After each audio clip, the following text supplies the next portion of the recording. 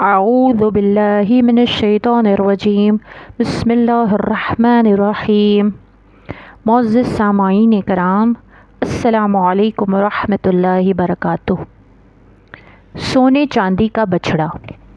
جس زمانے میں بنی اسرائیل سینا کے صحرا میں مقیم تھے، اللہ تعالیٰ نے حضرت موسیٰ علیہ السلام کو حکم دیا کہ تم کوہ طور پر آؤ تاکہ میں تمہیں اپنی کتاب تورات دوں۔ اس حکم کے مطابق حضرت موسیٰ علیہ السلام کوہ طور پر چلے گئے اور اپنے بھائی حضرت ہارون علیہ السلام کو وصیت کر گئے کہ میری غیر حاضری میں بنی اسرائیل کے حالات درست رکھنے کی کوشش کرتے رہنا اور کسی فساد پھیلانے والے کی بات نہ ماننا۔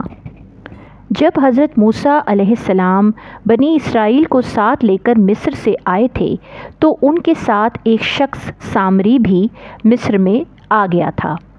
وہ ظاہر میں تو مسلمان ہو گیا تھا لیکن سچے دل سے خدا پر ایمان نہ لایا تھا۔ حضرت موسیٰ علیہ السلام کے جانے کے بعد اس کو ایک شرارت سوجی۔ اس نے بنی اسرائیل سے سونے چاندی کے بہت سے زیورات لے کر ان کو گلایا اور بچھڑے کی صورت کا ایک بت بنا کھڑا کیا۔ سونے کا یہ بچھڑا اندر سے کھوکھلا تھا اور اس میں کچھ ایسے سوراخ رکھے گئے تھے کہ جب ان میں سے ہوا گزرتی تھی تو بچھڑے کے منہ سے بیل کی سی آواز نکلتی تھی۔ سامری نے بنی اسرائیل سے کہا، جانتے ہو یہ کیا ہے؟ یہ تمہارا اور موسیٰ علیہ السلام کا خدا ہے، آؤ ہم سب اس کی پوجا کریں۔ مصر کے لوگ گائے کی پوجا کیا کرتے تھے۔ ان کے ساتھ رہتے رہتے بنی اسرائیل بھی گائے کو ایک پاک شے سمجھنے لگے تھے۔ اب جو سامری نے ان کو بہکایا کہ گائے کا یہ بچھڑا حقیقت میں خدا ہے، تو اس کی باتوں میں آ گئے اور اپنے پروردگار کو بھول کر اس بچھڑے کی پوجا کرنے لگے۔ حضرت ہارون علیہ السلام نے ان کو بہت سمجھایا کہ یہ بچھڑا تمہارے ایمان کے لیے آزمائش ہے، بھلا یہ خدا کیسے ہو سکتا ہے؟ تمہارا پروردگار تو وہی ایک خدا ہے جو بڑا مہربان ہے۔ تم سامری کے کہنے پر نہ چلو اور میری بات مانو۔ لیکن بنی اسرائیل بچھڑے کو پوجنے سے باز نہ آئے اور کہا، جب تک موسیٰ علیہ السلام واپس نہیں آتے ہم تو اسی کی پوجا کریں گے، جب وہ آئیں گے تو دیکھا جائے گا۔ ادھر حضرت موسیٰ علیہ السلام کو کوہ طور پر 40 دن لگ گئے۔ وہاں اللہ تعالیٰ نے ان سے کلام کیا اور ان کی درخواست پر اپنے نور کا جلوہ انہیں دکھایا، جس کو دیکھتے ہی وہ بے ہوش ہو گئے۔ جب ہوش آیا تو اللہ سے معافی چاہی کہ میں نے طاقت نہ رکھتے ہوئے بھی تجھ کو دیکھنا چاہا۔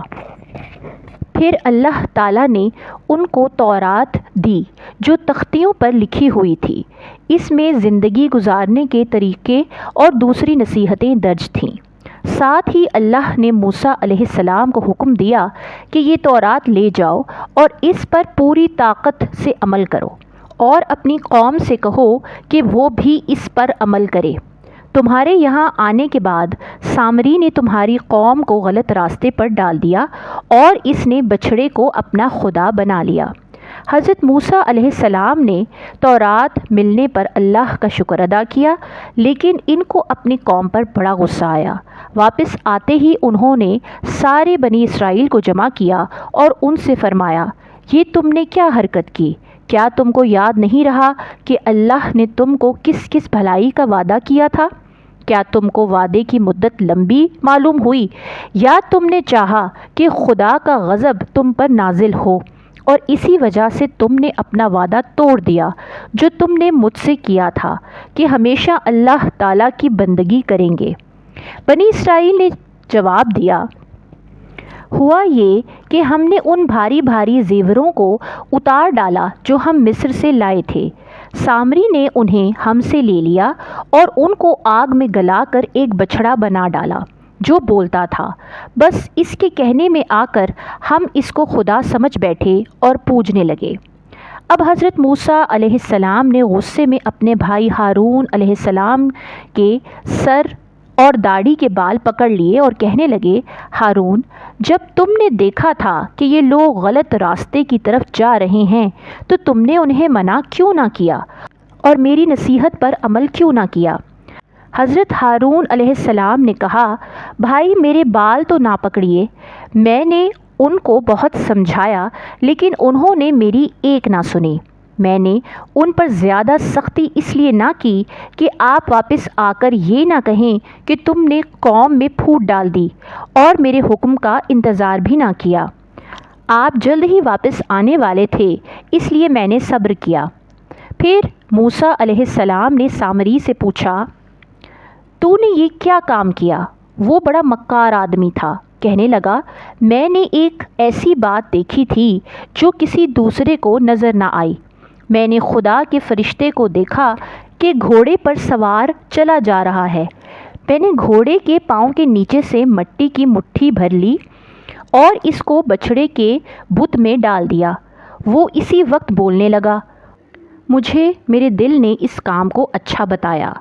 हज़रत मूसा अलैहिस्सलाम ने फरमाया, दूर हो कमबख्त, आज से कोई शख्स तुझसे किसी किस्म का मेल जोल ना रखेगा और तो ख़ुद हमेशा ये कहता रहेगा कि कोई मुझे हाथ ना लगाए। जब मर जाएगा तो इस वक्त अल्लाह के अज़ाब का मज़ा चखेगा।